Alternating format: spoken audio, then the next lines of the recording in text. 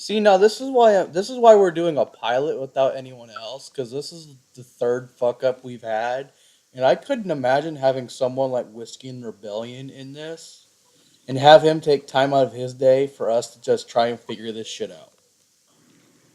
Right. I Because mean, this is our third attempt. if he's watching us, that's on him. He makes a lot of bad decisions, like moving to Washington. I really thought he was still in Texas until he did that live stream. Yeah, he said he was going to Washington on his story about couple weeks prior to that live stream. And let me tell you, I have family who live in. Can we just talk about how I was not expecting him to look like that. I It was looks normal. He looks like a normal person. You when I you was when expecting you Wheeler Walker Jr. or some shit. right. I was I mean, expecting like some middle-aged dude who's bald and he's kind of an asshole, always has a stick up his ass, but is which just is like on board of politics, which is weird because we saw that live stream and he sounds like a normal person. he's if anything, if I'd like to say he's a different person than what you see on his Instagram. You Yes. don't see someone Like on who's his radical. Instagram, he sounds like an anarchist who's ready to start going after public officials. I like the guy, but that's pretty head on the nail right there. But when you see his live stream actually talk to him, he's a pretty cool guy. I'd Like love to he have like really made it seem for the longest time I really thought that he just had this passion of hatred towards law enforcement. And then on his live stream he talks about the last thing he wants to do is to have altercation is to start altercations with police officers. so would you say that he's putting a false image of himself I and wouldn't say he's people putting a false image of himself. It's just really false hard to impression? read someone through their posts and text. Like, I'm Right. sure people are disappointed to hear my voice because they had this other image of me in their head. Like, I'm not the motherfucker from the Jack Links commercials. All right, that's not me. I don't even know where I came up with the Sasquatch nickname. I've came up with it like 3 years ago. Nice. I came up with cargo like I don't know, I was probably 17 at the time, 16, I 15. I honestly was still thought you were like in your 30s. people keep thinking I'm the oldest in my family when I'm really just the middle child. Like, oh, is that your son Matt? Is he married yet? Isn't he like 30? No, he's 21. My mom has these conversations all the time when she brags about me. Pretty weird, to be honest. Hmm. I mean, I don't know. Like, and I I kind of, I kind of want to hear what people's picture of me is in their head, because they're going to be I think disappointed if I ever show my face, which I'm not planning to for security reasons, because I don't yeah, want to get doxxed and have my face attached to all this, and then have that sent to my employers or family members or to even local law enforcement. Because I was talking to a law enforcement officer a couple weeks ago, and I brought up constitutionalists, and he got scared. oh yeah.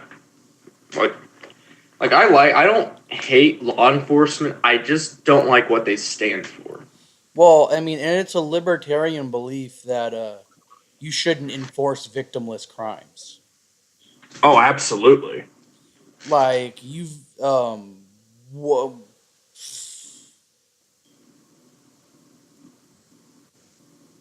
oh, I just completely drew blank. Son of a bitch. Are you talking about like me I was gonna driving? talk about I was gonna oh, what was it? Like how many murders go unsolved, and then Uh, how many people get pulled over for bullshit speeding violations. That was me the other week. I got pulled over right outside of work. I was going 45 into 35 when 5 in the morning. Okay, no one's out. Hmm. I don't really stop at the blinking red light, and because I'm from Michigan, Hmm. and I turn right and I keep going down. All of a sudden, the cop comes up. I'm like, oh, for fuck's sake, I want to get home. Guy comes out. He's like, oh, hey, you see that red light down there? I'm like, yeah. You just sped through it. I'm like, no, I didn't. And And I would just like to address. I've met numerous law enforcement officers, and I've only had one negative experience with one. But still, I feel like if you look at the war on drugs and just how much that is financially cost, and well, how it's many now lives $1 billion. that's cost, and how many lives that's cost, I feel like if ordered to, law enforcement would do the same, but a war on firearms. Oh, absolutely. I mean, it's a given that police are going to be the first people to take your guns. It's Because just how look, it is. because and this is something I discussed with Whiskey and Rebellion. There's only 2,000 ATF agents. Period. I I said that that's a weekend's worth. Oh yeah, and then they'll try But to get the law enforcement involved. and then I mean, realistically, it's probably going to be like an agent or two gets assigned to a city police department, and then he helps start that. You know, I Right. probably sound like a fucking idiot talking about law enforcement, but I mean, and then it's certain conservatives and neoconservatives say that they've talked to cops and they know cops, and they said, "Well, I'm not good at in," and they've said that those cops said that they will not enforce an unconstitutional law. Well, my response to that is, look at all the shit that's currently on the books that they enforce.